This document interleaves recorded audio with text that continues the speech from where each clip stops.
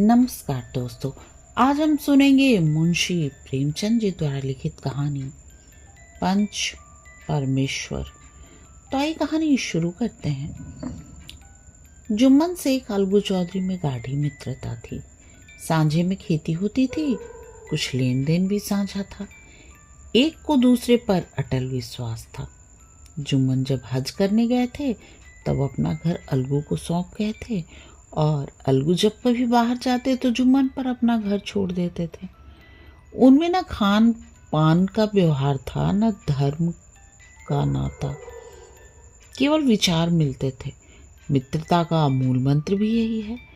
इस मित्रता का जन्म उसी समय हुआ जब दोनों मित्र बालक ही थे और जुम्मन के पूज्य पिता जुमराती उन्हें शिक्षा प्रदान करते थे। अलगू ने गुरुजी की बहुत सेवा की थी, खूब प्याले धोए उनका।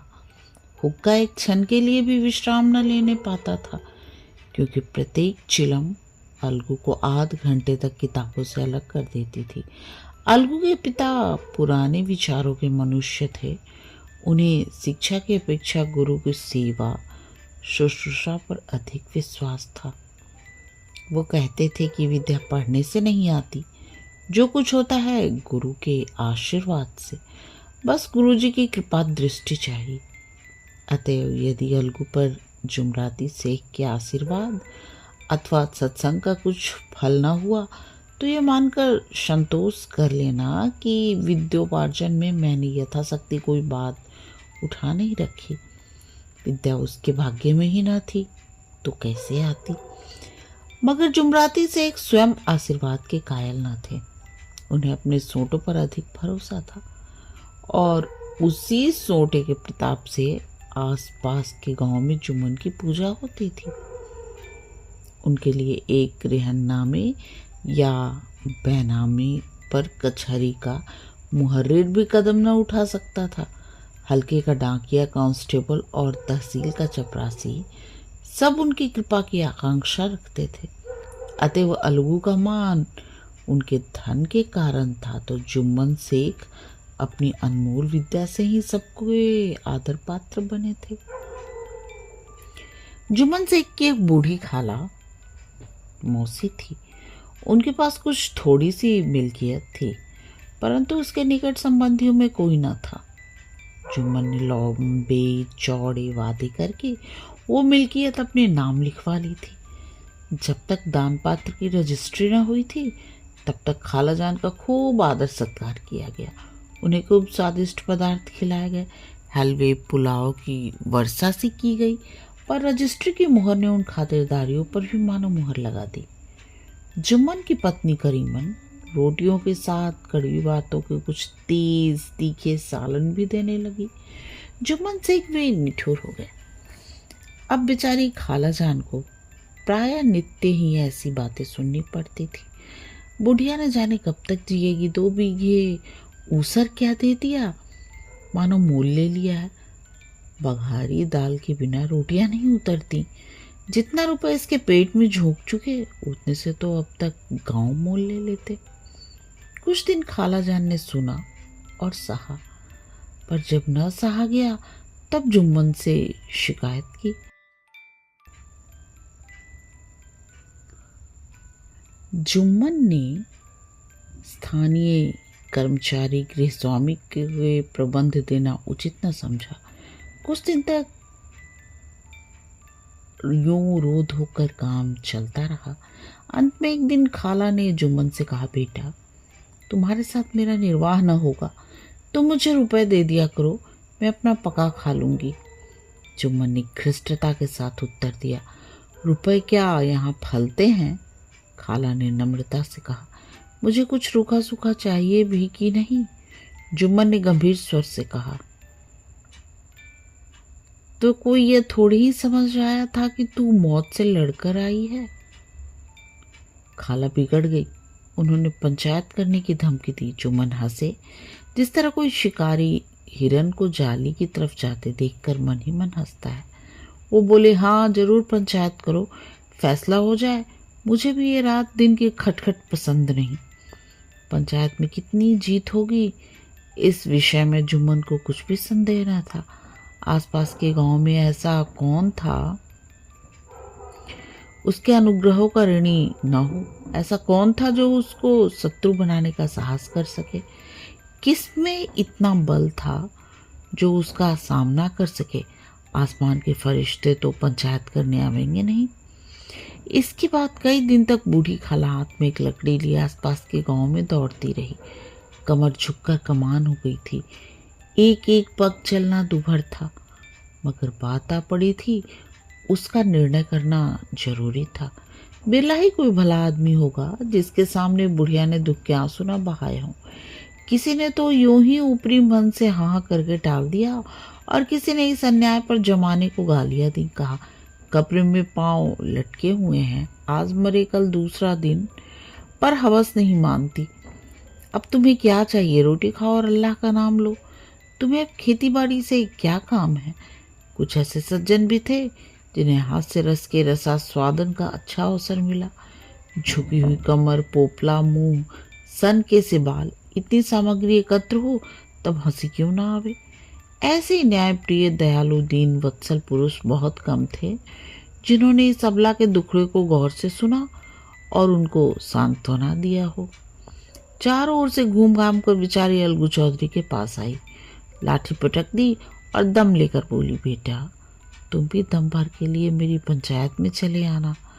अलगू मुझे बुलाकर क्या करोगी? कई गांव के आदमी तो आवेंगे ही। खाला, अपनी विपद तो सबके आगे रोवाई, अब आने ना आने का अख्तियार उनको है। अलगू, यूं आने को आ जाऊंगा मगर पंचायत में मुंह न खोलूंगा। खाला, क्यों बेटा? अलगू, अब इसका क्या जवाब दूं? अपनी खुशी, जुम्मन मेरा पुराना मित्र है, उससे बिगाड़ नहीं कर सकता। खाला, बेटा के बिगाड़ के डर से ईमान की बात न कहोगे? हमारे सोए हुए धर्म ज्ञान की सारी संपत्ति लूट जाए तो उसे खबर नहीं होता, परंतु ललकार सुनकर वह सचेत हो जाता है, फिर उसे कोई जीत नहीं सकता। अलगू इस सवाल का कोई उत्तर न दे सका, पर उसके हृदय में शब्द गूंज रहे थे, क्या बिगाड़ के डर से ईमान की बात न कहोगे? संध्या से मैं एक पेड़ के नीचे पंचायत बैठी। शेख जुम्मन ने पहले से ही फर्श बिछा रखा था। उन्होंने पान, इलायची, हुक्के, तंबाकू आदि का प्रबंध भी किया था। हम स्वयं अलबत्ता अलगू चौधरी के साथ जरा दूर पर बैठे। जब पंचायत में कोई आ जाता है तब दबे हुए सलाम से उसका स्वागत करते थे। जब सूर्यास्त हो गया और चिड़ियों को कलरवयुक्त पंचायत पेड़ों पर बैठी, तब यहाँ भी पंचायत शुरू हुई। फर्श की एक एक अंगुल जमीन भर गई, पर अधिकांश दर्शक ही थे। निमंत्रित महाशयों में से केवल वही लोग पधारे थे जिन्हें जुम्मन से अपनी कुछ कसर निकालनी थी। एक कोने में आग सुलग रही थी, नाई ताबड़तोड़ चिलम भर रहा था। यह निर्णय करना असंभव था कि सुलगते हुए उपलों से अधिक धुआं निकलता था या चिलम के दमों से। लड़के इधर उधर दौड़ रहे थे, कोई आपस में गाली गलौज करते और कोई रोते थे। चारों तरफ कोलाहल मच रहा था। गांव के कुत्ते इस जमाव को भूत समझकर झुंड के झुंड जमा हो गए थे। पंच लोग बैठ गए तो बूढ़ी खाला ने उनसे विनती की, पंचो, आज 3 साल हुए मैंने अपनी सारी जायदाद अपने भांजे जुम्मन के नाम लिख दी थी। इसे आप तो जानते ही होंगे। जुम्मन ने मुझे ताहयात रोटी कपड़ा देना कबूल किया। साल भर तो मैंने इसके साथ रो धोकर काटा, पर अब रात दिन का रोना नहीं सहा जाता। मुझे न पेट की रोटी मिलती है न तन का कपड़ा। बेकस बेवा हूँ, कचहरी दरबार नहीं कर सकती। तुम्हारे सिवा और किसको अपना दुख सुनाऊं? तुम लोग जो राह निकाल दो उसी राह पर चलूं। अगर मुझ में कोई ऐब देखो तो मेरे मुंह पे थप्पड़ मारो, जुम्मन में बुराई देखो तो उसे समझाओ। क्यों एक बेकस की आह लेता है? मैं पंचों का हुक्म सिर माथे पर चढ़ाऊंगी। रामधन मिश्र, जिनके कई असामियों को जुम्मन ने अपने गांव में बसा लिया था, बोले, जुम्मन मियाँ किसे पंच बदते हो? अभी से इसका निपटारा कर लो, फिर जो पंच कहेंगे वही मानना पड़ेगा।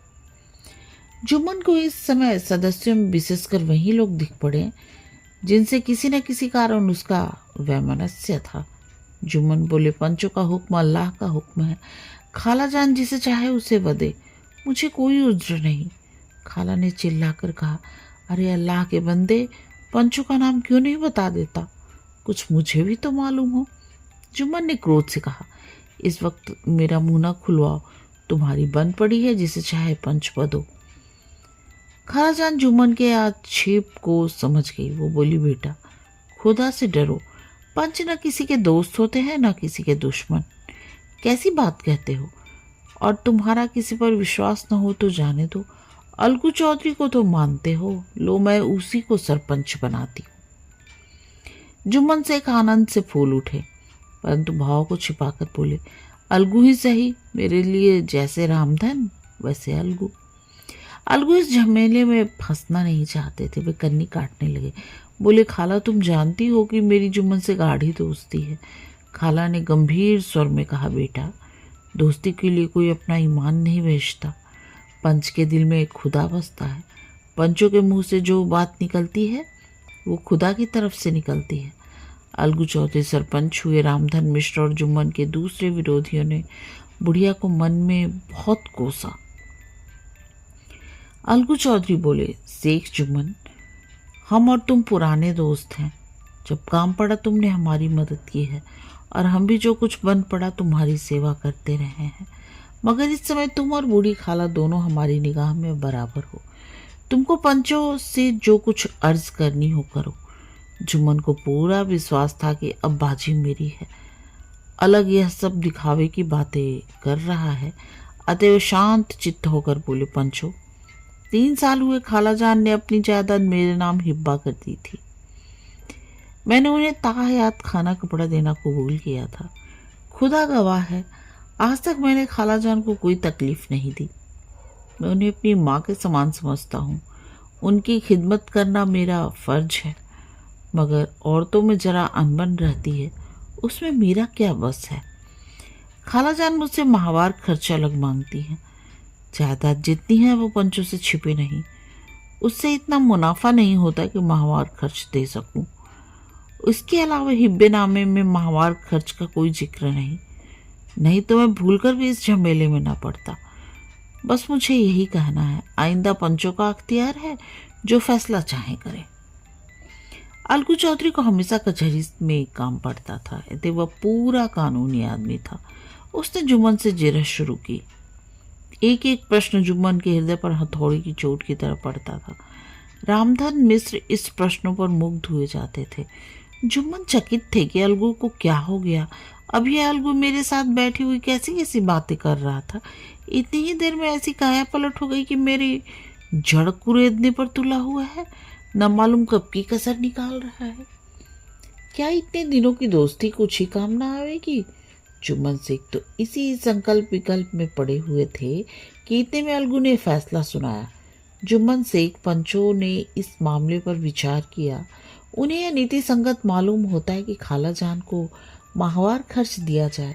हमारा विचार है कि खाला की जायदाद से इतना मुनाफा अवश्य होता है कि माहवार खर्च दिया जा सके। बस यही हमारा फैसला है। अगर जुम्मन को खर्च देना मंजूर न हो तो हिब्बानामा रद्द समझा जाए। यह फैसला सुनते ही जुम्मन सन्नाटे में आ गए। जो अपना मित्र हो और शत्रु का व्यवहार करे और गले पर छुरी फेरे, इसे समय के हेर फेर के सिवा और क्या कहें। जिस पर पूरा भरोसा था उसने समय पड़ने पर धोखा दिया। ऐसे ही अवसर पर झूठे सच्चे मित्रों की परीक्षा की जाती है। इसी कलयुग की दोस्ती है। अगर लोग ऐसे कपटी धोखेबाज न होते तो देश में आपत्तियों का प्रकोप क्यों होता। ये हैजा, प्लेग आदि व्याधियां दुष्कर्मों के ही दंड है। मगर रामधन मिश्र और अन्य पंच चौधरी की इस नीति परायणता को प्रशंसा जी खोलकर कर रहे थे। वे कहते थे, इसका नाम पंचायत है। दूध का दूध और पानी का पानी कर दिया। दोस्ती दोस्ती की जगह है, किंतु धर्म का पालन करना मुख्य है। ऐसे ही सत्यवादियों के बल पर पृथ्वी ठहरी है, नहीं तो वो कब की रसातल में चली जाती। इस फैसले ने अलगू और जुम्मन की दोस्ती की जड़ हिला दी। अब वे साथ साथ बातें करते नहीं दिखाई देते। इतना पुराना मित्रता रूपी वृक्ष सत्य का एक झोंका भी न सा सका। सचमुच वो बालू ही थी जिस जमीन पर वो वृक्ष खड़ा था। उनमें अब शिष्टाचार का अधिक व्यवहार होने लगा, एक दूसरे की आवभगत ज्यादा करने लगा। वे मिलते जुलते थे, मगर उसी तरह जैसे तलवार से ढाल मिलती है। जुम्मन के चित्त में मित्र की कुटिलता आठों पर खटका करती थी। उसे हर घड़ी यही चिंता रहती थी कि किसी तरह बदला लेने का अवसर मिले। अच्छे कामों की सिद्धि में बड़ी देर लगती है, पर बुरे कामों की सिद्धि में यह बात नहीं होती। जुम्मन को भी बदला लेने का अवसर जल्द ही मिल गया। पिछले साल अलगू चौधरी पटेसर के बैलों की एक अच्छी गोई मूल लाए थे। बैल पछाड़ी जाति के सुंदर, बड़े बड़े सींगों वाले थे। महीनों तक आस पास के गांवों के लोग दर्शन करते रहे। दयोग से जुम्मन की पंचायत के 1 महीने के बाद इस जोड़ी का एक बैल मर गया। जुम्मन ने दोस्तों से कहा, यह दगाबाजी की सजा है। इंसान सब्र भले ही कर जाए, पर खुदा नेक बद सब देखता है। अलगू को संदेह हुआ कि जुम्मन ने बैल को विष दिला दिया है। चौधराइन ने भी जुम्मन पर ही इस दुर्घटना का दोषारोपण किया। उसने कहा जुम्मन ने कुछ कर दिया है। चौधराइन और करीमन में इस विषय पर एक दिन खूब ही बात विवाद हुआ। दोनों देवियों ने शब्द बाहुल्य की नदी बहा दी। व्यंग, वक्तोक्ति, योक्ति और उपमा आदि अलंकारों में बातें हुई। जुम्मन ने किसी तरह शांति स्थापित की। उन्होंने अपनी पत्नी को डांट डपट कर समझा दिया। वो उसे उस रणभूमि से हटा भी ले गए। उधर अलगू चौधरी ने समझाने बुझाने का काम अपने तर्कपूर्ण सोटे से लिया। अब अकेला बैल किस काम का? उसका जोड़ बहुत ढूंढा गया, पर न मिला। निदान ये निकला कि इसे बेच डालना चाहिए। गांव में एक समझू साहिब थे। वो इक्का गाड़ी हाँकते थे। गांव के गुड़ घी लाद कर मंडी ले जाते, मंडी से तेल नमक भर लाते और गांव में बेचते। इस बैल पर उनका मन लहराया। उन्होंने सोचा ये बैल हाथ लगे तो दिन भर में बेखट के 3 खेप हो। आजकल तो एक ही खेप के लाले पड़े रहते हैं। बैल देखा, गाड़ी में दौड़ाया, बाल भौरी की पहचान कराई, मोल तोल किया और उसे लाकर द्वार पर बांध ही दिया। 1 महीने में दाम चुकाने का वादा ठहरा। चौधरी को भी गरज थी ही, घाटे की परवाह न की। समझू साहब ने नया बैल पाया तो लगे उसे रगेदने। वो दिन में 3-3, 4-4 खेपे करने लगे। न चारे की फिक्र थी न पानी की, बस खेपों से काम था। मंडी ले गए, वहां कुछ सूखा भूसा सामने डाल दिया। बेचारा जानवर भी दम भी न लेने पाया था कि फिर जोत दिया। अलगू चौधरी के घर था तो चैन की बंसी बजती थी। बैलराम छठे छमाए कहीं बहली में जोते जाते थे। खूब उछलते कूदते और कोसों तक दौड़ते चले जाते थे। वहां बैलराम का रातिब था। साफ पानी, दली हुई अरहर की दाल और भूसे के साथ खली, और यही नहीं, कभी कभी घी का स्वाद भी चखने को मिल जाता था। शाम सवेरे एक आदमी खरहरे करता, पोंछता और सहलाता था। कहाँ वो सुख चैन, कहाँ ये 8 पहर की खपत। महीने भरी में वो पिस्सा गया। इके का यजुआ देखते ही उसका लहू सूख जाता था। एक एक पग चलना दुभर था, हड्डियां निकल आई थी, पर था वो पानीदार, मार की बर्दाश्त न थी। एक दिन चौथी खेप में साहू जी ने दूना बोझ लादा। दिन भर का थका जानवर पैर न उठते थे, पर साहू जी कोरे फटकारने लगे। बस फिर क्या था, बैल कलेजा तोड़कर चला। कुछ दूर दौड़ा और चाह के जरा दम ले लूं, पर साहू जी को जल्द पहुंचने की फिक्र थी। अतः उन्होंने कई कोड़े बड़ी निर्दयता से फटकारे। बैल ने एक बार फिर जोर लगाया, पर अब की बार शक्ति ने जवाब दे दिया। वो धरती पर गिर पड़ा और ऐसा गिरा कि फिर न उठा। साहू जी ने बहुत पीटा, टांग पकड़कर खींचा, नथनों में लकड़ी ठूंस दी, पर कहीं मृतक भी उठ सकता है। तब साहू जी को कुछ शक हुआ। उन्होंने बैल को गौर से देखा, खोलकर अलग किया और सोचने लगी कि गाड़ी कैसे घर पहुंचे। बहुत चीखे चिल्लाए, पर देहात का रास्ता, बच्चों की आंख की तरह सांझ होते ही बंद हो जाती है।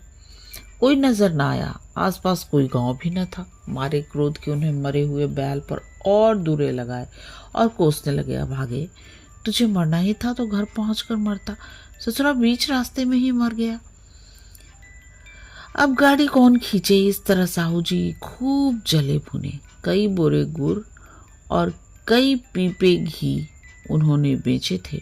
200-250 रुपये कमर में बंधे थे। इसके सिवा गाड़ी पर कई बोरे नमक थे, अतः छोड़कर जा भी न सकते थे। लाचार बेचारे गाड़ी पर ही लेटे रहे। वहीं रत जगह करने की ठान ली। चिलम पी, गाया, फिर हुक्का पिया। इस तरह साहब जी आधी रात तक नींद को बहलाते रहे। अपनी जान में तो वो जागते ही रहे, पर पाँव फटते ही जो नींद टूटी और कमर पर हाथ रखा तो थैली गायब। घबरा कर इधर उधर देखा तो कई कनस्तर तेल भी गायब। अफसोस में बेचारे ने सिर ढूंढ लिया और पछाड़ खाने लगे। प्रातःकाल रोते बिलखते घर पहुंचे। सहुआइन ने जब यह बुरी सुनावनी सुनी तब पहले तो रोई, फिर अलगू चौधरी को गालियां देने लगी। निगोड़े ने ऐसी कुलक्षणी बैल दिया कि जन्म भर की कमाई लुट गई। इस घटना को हुए कई महीने बीत गए। अलगू जब अपने बैल के दाम मांगते तब साहू और सहुआइन दोनों ही झल्लाए हुए कुत्ते की तरह चढ़ बैठते और अंड बंड बकने लगते। वाह, यहाँ तो सारे जन्म की कमाई लुट गई, सत्यानाश हो गया, इन्हें दामों की पड़ी है। मुर्दा बैल दिया था, उस पर दाम मांगने चले हैं। आंखों में धूल झोंक दी। सत्यानाशी बैल गधे, बांध दिया। हमें नीरा पोंगा ही समझ लिया है। हम भी बनिए के बच्चे हैं। ऐसे बुद्धू कहीं और होंगे। पहले जाकर किसी गड्ढे में मुंह धो आओ, तब दाम लेना। न जी मानता हो तो हमारा बैल खोल ले जाओ।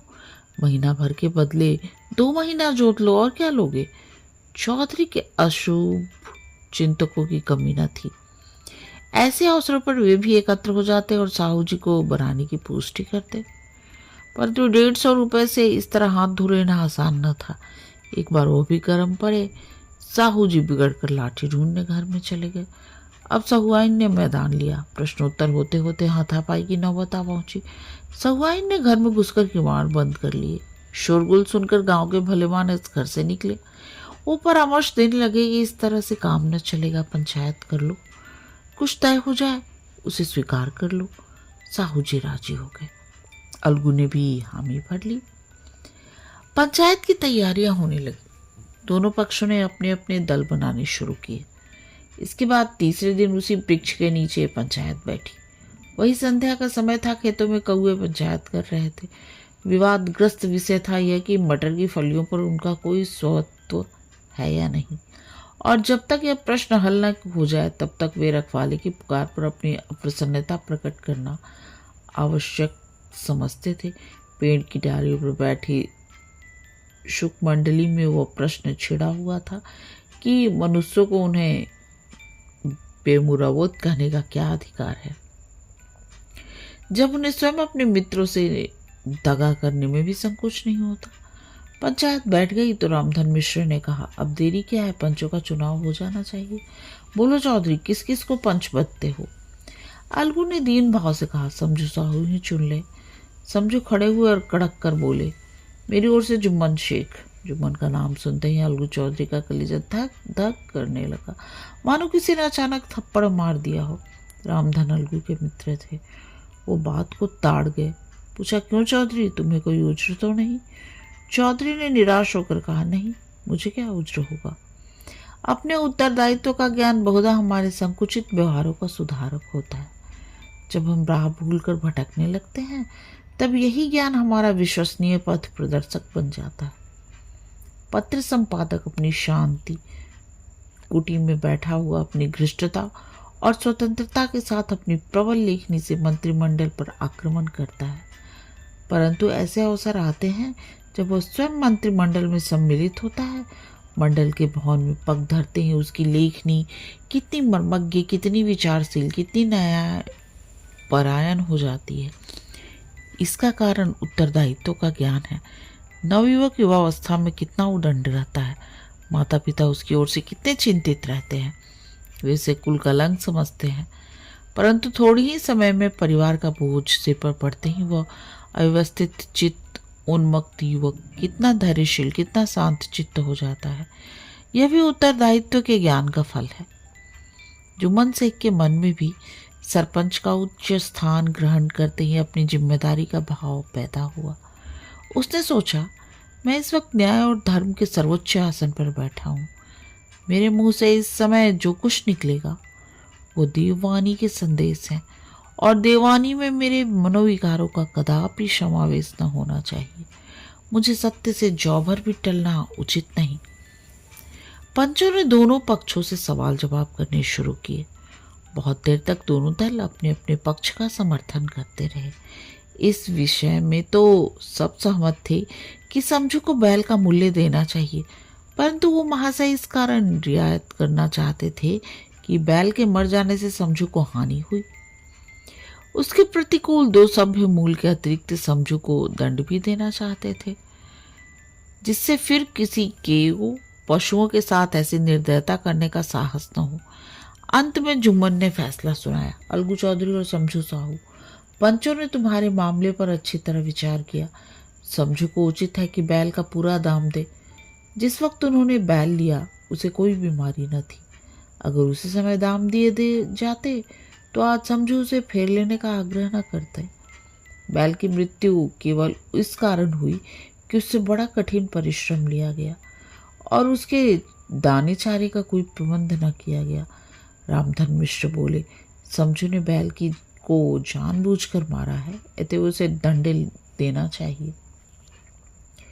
जुम्मन बोले, यह दूसरा सवाल है, हमको इससे कोई मतलब नहीं। समझू साहू ने कहा, समझू के साथ कुछ रियायत होनी चाहिए। जुम्मन बोले, यह अलगू चौधरी की इच्छा पर निर्भर है कि रियायत करे तो उनकी भलमनसी। अलगू चौधरी फूले न समाये, उठ खड़े हुए और जोर से बोले, पंच परमेश्वर की जय। इसके साथ ही चारों ओर से प्रतिध्वनि हुई, पंच परमेश्वर की जय। ये मनुष्य का काम नहीं, पंच में परमेश्वर वास करते हैं, ये उन्हीं की महिमा है। पंच के सामने खोटे को कौन खड़ा कर सकता है। थोड़ी देर बाद जुम्मन अलगू के पास आए और उनके गले लिपट कर बोले, भैया, जब से तुमने मेरी पंचायत की तब से मैं तुम्हारा प्राणघातक शत्रु बन गया था, पर आज मुझे ज्ञात हुआ कि पंच के पद पर बैठकर न कोई किसी का दोस्त है न दुश्मन। न्याय के सिवा उसे और कुछ नहीं सोचता। आज मुझे विश्वास हो गया कि पंच की जवान से खुदा बोलता है। अलगू रोने लगे।